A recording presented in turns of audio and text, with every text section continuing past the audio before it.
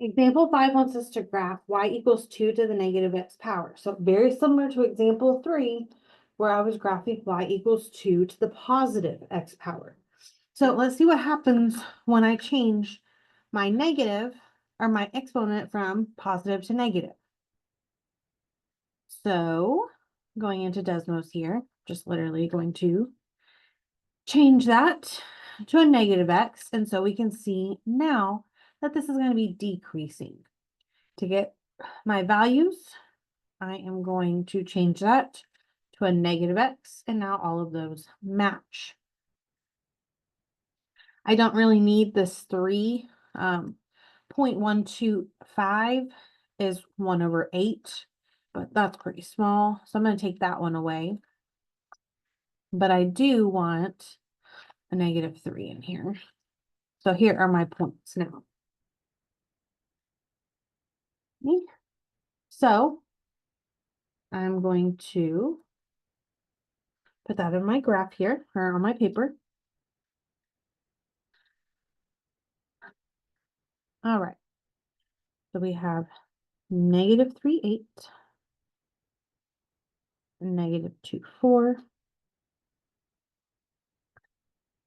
-1, 2, 0, 1, 1, 1/2, and 2 and 1/4.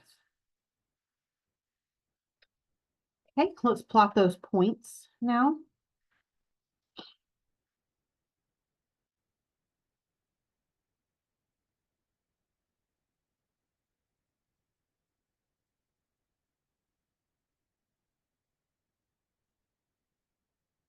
Okay.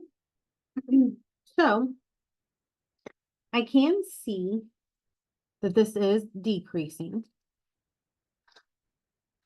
What I need to be able to tell now is where that asymptote is.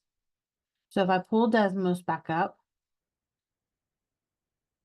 where is this kind of leveling off at? And it's right there at 0. If I take my slider, you can see that that number, that y value, is getting closer and closer to 0.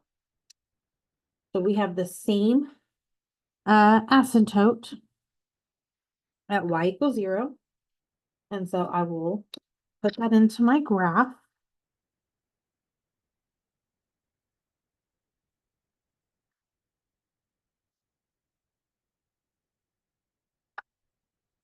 Oh, you can't see what I'm doing, can you? Sorry.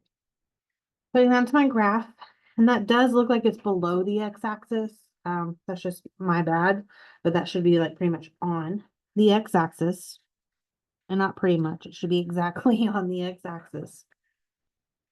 And that's my vertical or my horizontal asymptote at y equals 0. So now when I connect these points, I am not going to cross that asymptote.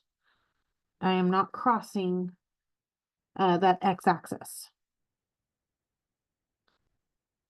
And so here is my graph, which is, yes, very clearly decreasing. What is the domain? Well, as I go from left to right, I go arrow to arrow.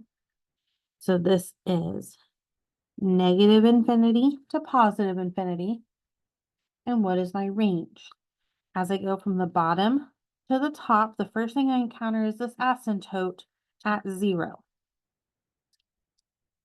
Does this 0 get a bracket or a parenthesis?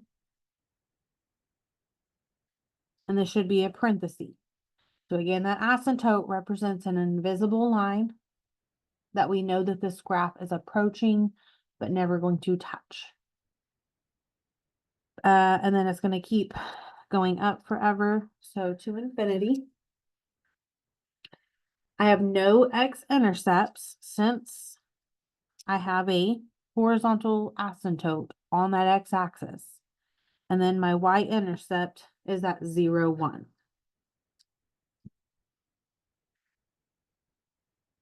Now, there is another way to write my y equals 2 to the negative x power. And you should have learned that in one of your additional lessons. In fact, your third additional lesson, which was negative exponents. When I have a negative exponent, we can change that to become positive by kind of flipping the fraction. So I could write that as y equals 2 over 1 to the negative x. So to change that exponent from negative to positive, I need to flip my fraction here. So this is the same thing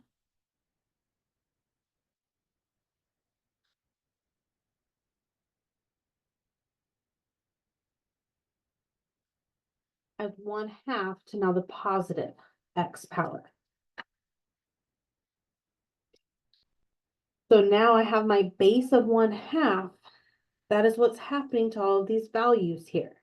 What is half of 8?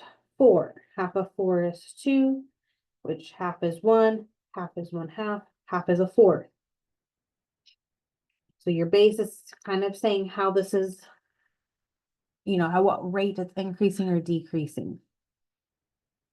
So what happens when I have a base that's something other than 1/2?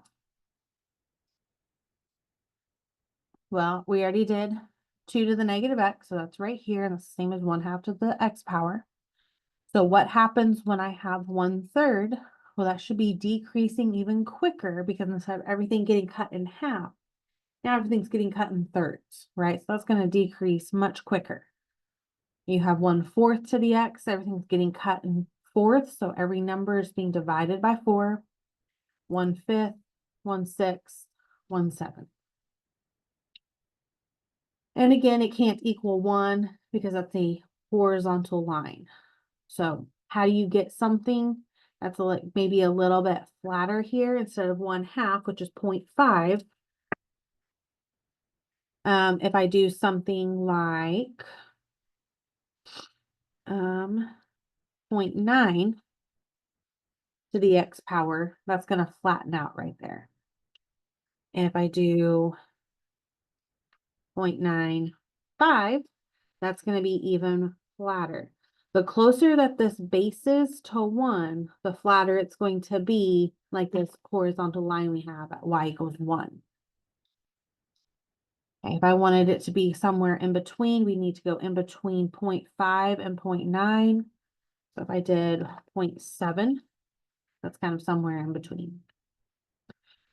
Now, all of these, with the exception of this y, or this 1 to the x power, have several things in common. And I say several, there's 2 things it's got in common.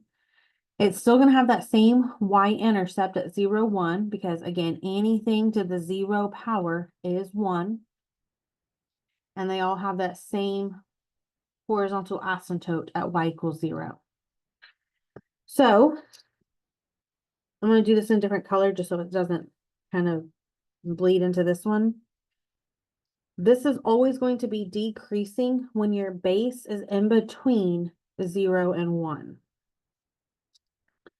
So let me think about my inequalities. It's got to be less than 1, but greater than 0 there. So when your base is in between 0 and 1, you will always have a decreasing graph when that exponent is a positive value. Or if that's a negative, it's also going to be decreasing here.